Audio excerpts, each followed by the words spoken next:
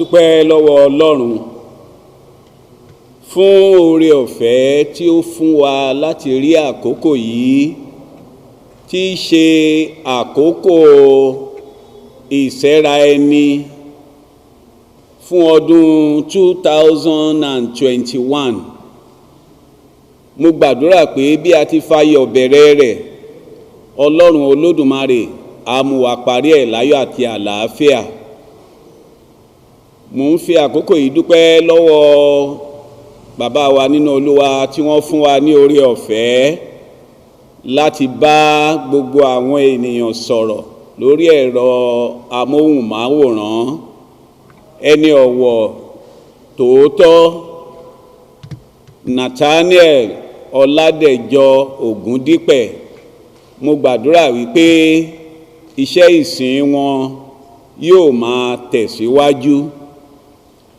Tí a bá wò ó, ohun tí a gbé kalẹ̀ tó wà níwájú wa ní àkókò ìsẹ́ra ẹni ti ọdún yìí,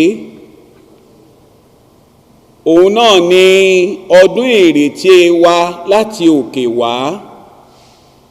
Ọdún ìrètí wa láti òkè wá.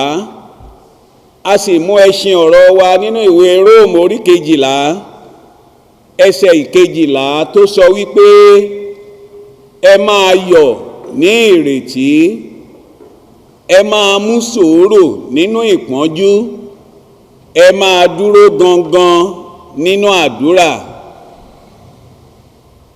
Kí a tó lè yọ̀ nínú ìrètí, kí a tó lè mú sùúrù nínú ìpọ́njú, ká sì tó lè gbàdúrà gẹ́gẹ́ bí akọni rere, ó ní àwọn ohun tí a gbọ́dọ̀ ṣe. Ẹ jẹ́ ká gbàdúrà.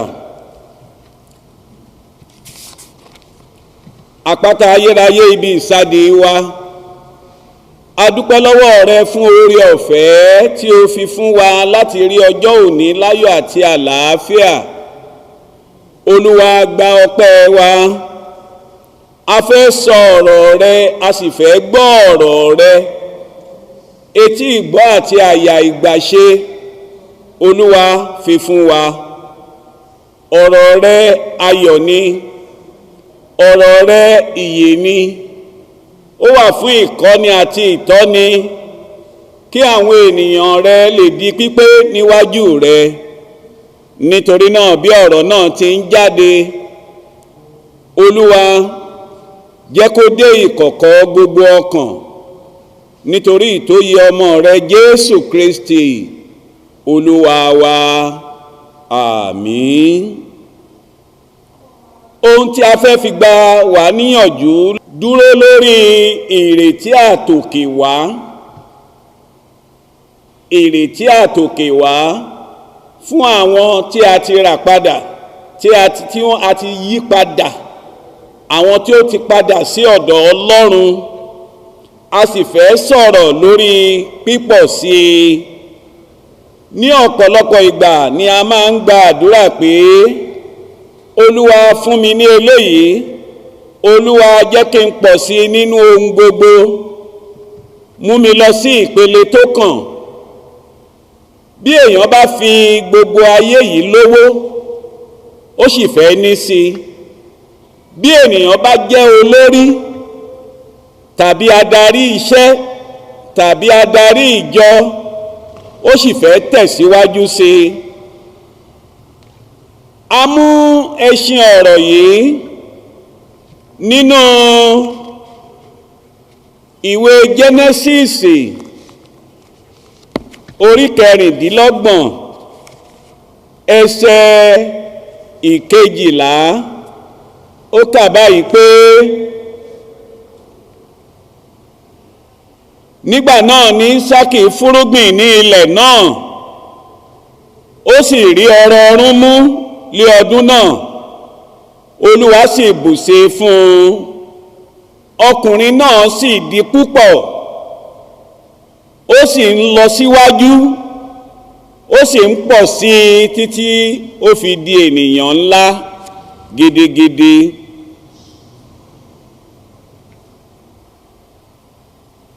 Nínú ibi tí a kà fún wa yìí, ó jẹ́ kí ó di mímọ̀ fún wa wípé Ísákì di púpọ̀, ó sì ń lọ síwájú, ó sì ń pọ̀ sí i. Kí ènìyàn tó lè di ńlá, kí ènìyàn tó lè pọ̀ sí nínú ohun gbogbo, àwọn ohun àmúyẹ kan wà tí kò ṣeé má ní. Kí ni àwọn ohun àmúyẹ tí a ń sọ̀rọ̀ nípa rẹ̀ yìí? Ó wà nínú ìwé Genesis orí 26 ẹsẹ̀ 2. Ó kà báyìí pé Olúwa sì farahàn, ó sì wí pé má ṣe sọ̀kalẹ̀ lọ sí Íjíbítì, jókòó ní ilẹ̀ tí èmi ò wí fún ọ. Níbi tí a gbé kà yìí jẹ́ kó di mímọ̀ fún wa pé ìgbọràn sí àṣẹ Ọlọ́run ó ṣe pàtàkì lọ́pọ̀lọpọ̀, ó sì jẹ́ ọ̀kan nínú àwọn ohun àmúyẹ láti máa pọ̀ sí i. Fún àpẹẹrẹ, Ọlọ́run farahàn sí Ísákì, ó jẹ́ kó di mímọ̀ fún pé ìwàláàyè òun Ọlọ́run wà pẹ̀lú rẹ̀. Nítorí náà, ohunkóhun tó wù kó dé, dúró ní ilẹ̀ náà, máa ṣe àtìpó ní ilẹ̀ yìí, èmi ò sì pẹ̀lú rẹ, èmi ò sì bùkún fún ọ. Ìgbọràn Ísákì sì tẹ̀lé àṣẹ Ọlọ́run, ó dúró nínú ọ̀rọ̀ Ọlọ́run, kò yà sí ọ̀tún, kò yà sí òsì. Nítorí pé Ísákì gbọ́ràn sí àṣẹ Ọlọ́run, ó dúró ní ilẹ̀ náà tí Ọlọ́run pàṣẹ fún pé kò gbọdọ̀ kúrò. Bí ìyàn ṣe mú tó ní ilẹ̀ náà, Ísákì kò kọ etí ikún sí ọ̀rọ̀ Ọlọ́run, ó dúró lórí àṣẹ Ọlọ́run. Ẹsẹ̀ 12 sọ fún wa pé Ísákì fúrúgbìn ní ilẹ̀ náà, ó sì rí ọrọ̀ ọ̀run mú lé ọdún náà,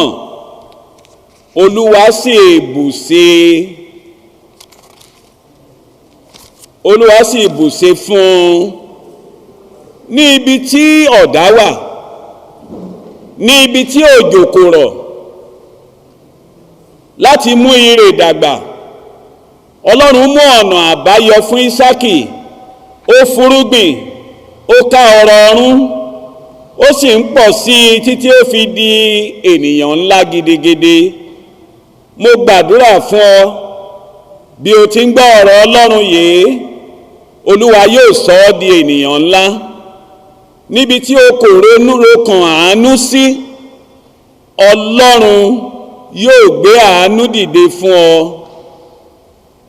Psalm 121 verse 1 ẹsẹ̀ 1 àti ẹsẹ̀ 2. Ó wí pé èmi ò gbé ojú mi sórí òkè wọn nì, níbo ni ìrànlọ́wọ́ mi yóò ha ti wá? Ìrànlọ́wọ́ mi yóò ti ọwọ́ Olúwa wá, tí ó dá ọ̀run òun ayé. Ísákì gbọ́ràn sí àṣẹ Ọlọ́run, ó gbójú rẹ̀ sókè fún ìrànlọ́wọ́, ó pa òfin Ọlọ́run mọ́. Ọlọ́run bùkún iṣẹ́ ọwọ́ rẹ̀, ó di ẹni ńlá ní Gérárì. Èyí tí ẹ̀ ń gbọ́ mi, ǹjẹ́ à ń pa òfin Ọlọ́run mọ́? Ǹjẹ́ a gbàgbọ́ pé Ọlọ́run nìkan ló lè sọ wá di ńlá? Iṣẹ́ Ọlọ́run tí a gbélé wa lọ́wọ́, báwo ni a ṣe ń ṣe é sí? Ṣé à ń ṣe é pẹ̀lú ìmẹ́lẹ́ ni? Ṣé a tiẹ̀ ń tẹríba fún òfin Ọlọ́run ni? Gẹ́gẹ́ bí mo ṣe sọ sẹ́yìn pé ní gbogbo ìgbà la máa ń gbìyànjú, la máa ń gbàdúrà láti sọ pé Olúwa mú mi lọ sí ìpele gíga tó kàn, Olúwa fà mí lọ́wọ́ sókè. Ọkàn wo la fi ń ṣe eléyìí? Tó bá jẹ́ pé lóòótọ́ a fẹ́ kí Ọlọ́run kó mú wa lọ sí ibi gíga, tó bá jẹ́ pé lóòótọ́ a fẹ́ kí Ọlọ́run kó fà wá lọ́wọ́ sókè, ó di dandan fún wa láti pa òfin Ọlọ́run mọ́, pàápàá àwa onígbàgbọ́ níbi tí a ti ń jọ́sìn. Iṣẹ́ ìránṣẹ́ tá a gbé síwájú wa, báwo la ṣe ń ṣe é? Ṣé láti fi mú ìdàgbàsókè bá ìjọ Ọlọ́run ni, àbí láti rẹ ìjọ Ọlọ́run sílẹ̀? Nígbà tí a kò bá pa òfin Ọlọ́run mọ́, ó máa ṣòro fún wa láti lè rí ohun kan gbà lọ́wọ́ Ọlọ́run. Ọ̀rọ̀ Ọlọ́run dẹ̀ sọ fún wa wípé ènìyàn kò lè rí nǹkan gbà bí kò ṣe pé a bá fi fún un láti ọ̀run.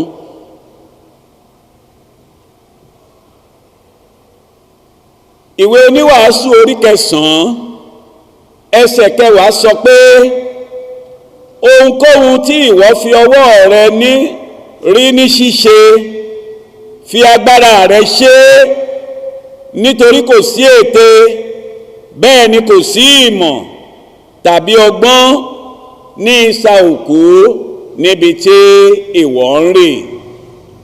Bí a bá ní oore ọ̀fẹ́ láti jẹ́ ọmọ Ọlọ́run, tí a bá ń fi orúkọ Kristi pè wá, ìgbé ayé wa gbọ́dọ̀ fi wá hàn gẹ́gẹ́ bí ẹni tí ó mọ Ọlọ́run tí ó sì ń bá Ọlọ́run rìn. A gbọ́dọ̀ jẹ́ kí àwọn ènìyàn kí wọ́n rí Kristi nínú ayé wa, kí wọ́n kí ó sì máa yin Ọlọ́run lógo nípa ohun tí wọ́n rí ní ara wa. Ẹ má gbàgbé, à ń sọ̀rọ̀ nípa pípọ̀ sí. Ísákì tẹríba fún àṣẹ Ọlọ́run, ó gbọ́ ohùn rẹ̀, Ọlọ́run farahàn, ó tẹ̀lé ọ̀nà Ọlọ́run, kò kúrò níbi tó gbé wà, nínú ọ̀dá, nínú àìríjẹ, nínú àìrímu, nínú àìríná, nínú àìrílò. Ọlọ́run dẹ̀ ń gbé lọ sókè. Mo gbàdúrà láàárọ̀ yìí pé oore ọ̀fẹ́ tí a ó fi ṣe ìfẹ́ Ọlọ́run, tí a ó fi rìn ní ọ̀nà rẹ̀ ní àkókò ìsẹ́ra ẹni yìí, tí Ọlọ́run yóò fi yọ́nú sí wa, tí Ọlọ́run yóò fi sọ̀rọ̀ wa dayọ̀, tí Ọlọ́run yóò fi mú wa lọ síbi gíga, Olúwa yóò fi fún wa. Nínú orin 393, ó ní, lọ ṣiṣẹ́ lónìí lọ́gbà àjàrà mi. Tí Olúwa bá pè ọ́ láti ṣiṣẹ́ nínú ọgbà àjàrà rẹ̀, tí o sì jẹ́ ìpè náà gẹ́gẹ́ bí ọmọ ìjọ, gẹ́gẹ́ bí akọrin, gẹ́gẹ́ bí ìrìjú ìjọ àti bẹ́ẹ̀ bẹ́ẹ̀ lọ, ǹjẹ́ o ń fi ọ̀wọ̀ fún orúkọ rẹ̀? Ǹjẹ́ o ń tẹ̀lé ọ̀nà rẹ̀? Àkókò kan ń bọ̀ nígbàtí o ò ní lè ṣe nǹkan kan, bí mo ti kà á fún wa nínú ìwé Oníwàásù orí 9 ẹsẹ̀ 10, pé nítorí náà ohunkóhun tí ìwọ bá rí láti fi ọwọ́ rẹ ṣe ní ṣíṣe, ṣe pẹ̀lú gbogbo agbára rẹ, nítorí pé àkókò kan ń bọ̀ tí oore ọ̀fẹ́ yẹn ò ní sí mọ́. Mo gbà á ládùúrà láàárọ̀ yìí pé bí a ti gbọ́ ọ̀rọ̀ Ọlọ́run lónìí, èyí tá a gbọ́ lónìí bó ti gba etí kìíní wọlé kò ní gba etí kejì jáde. Oore ọ̀fẹ́ tí a ó fi máa dàgbà nínú ọ̀nà Ọlọ́run yóò fi fún wa, nítorí Jésù Kristi Olúwa wa. Àmín.